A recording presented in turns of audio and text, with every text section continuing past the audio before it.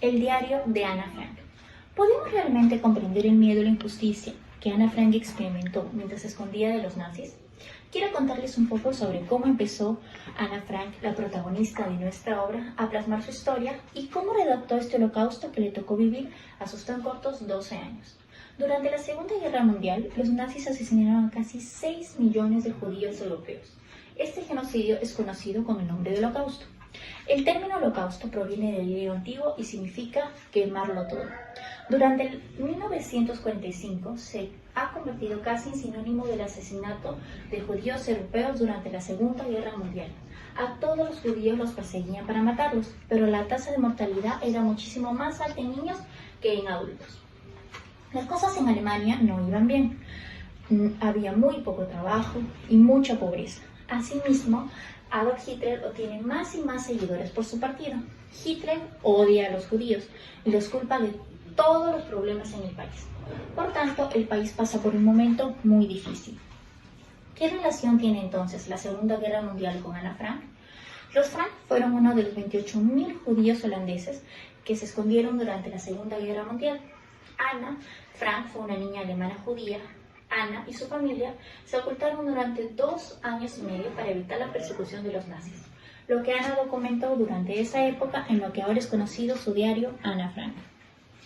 Los nazis tenían a los judíos como objetivo de persecución y muerte, pero las mujeres, tanto judías como no judías, sujetas por los nazis a muerte, al igual que los niños, tampoco se salvaban de esta persecución, y estas personas vivían un tormento día tras día. El 17 de julio de 1943, los aliados intentan bombardear las fábricas Fokker en la zona de Ámsterdam y más de 150 civiles son asesinados en instante. Muchos otros fallecen por sus heridas y por las viviendas que resultan dañadas. Annelies Frank, entonces, más conocida como Ana Frank, nació el 12 de junio de 1929 en Frankfurt del Meno, Alemania. Durante los primeros 5 años de su vida, Ana vivió con sus padres y su hermana mayor, Margot, en un departamento en las afueras de Frankfurt. Ana era una niña muy inteligente, quien gustaba de leer. Esto fue inculcado gracias a su padre.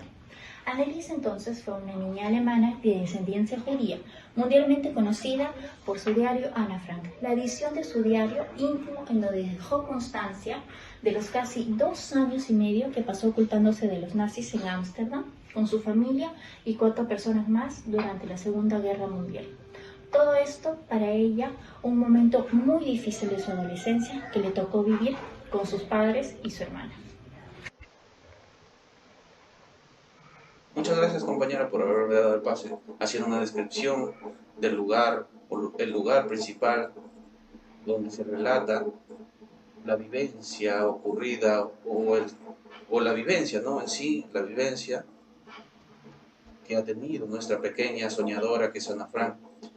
El cuarto era como una máquina en el tiempo, era como expresar un susurro de una época sombría, una época fría, una época donde no valía los derechos humanos hacia los judíos, donde los nazis, en su búsqueda despiadada, oprimían, mataban y hacían cosas atroces hacia nuestros amigos judíos.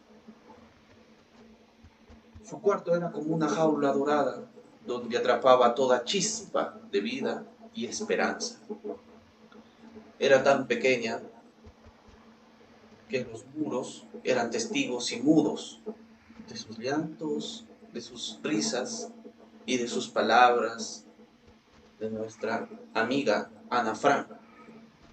La ventana, esa pequeña ventana era como una rendija hacia un mundo exterior y donde volteabas a mirar y veías los espejos fragmentados, quebrados, que reflejaban un mundo, una realidad fragmentada.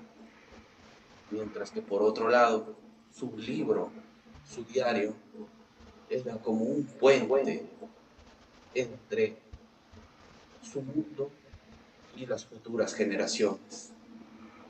Como hace un momento había dicho, los nazis tenían una búsqueda insaciable hacia los judíos. Ellos se movían como unas sombras hambrientas, como unos lobos acechando en una tarde o una noche de invierno. Acechaban por doquier, buscaban sus propias presas que erradicaban y tomaban acciones que congelaban cualquier tipo de esperanza y que extinguía la luz del día, dejando aún a su paso un rastro de desesperación, de desolación y de desesperanza. Las ciudades en ese tiempo se transformaban en desfiles militares nazis que buscaban saciar su tiranía ideológica.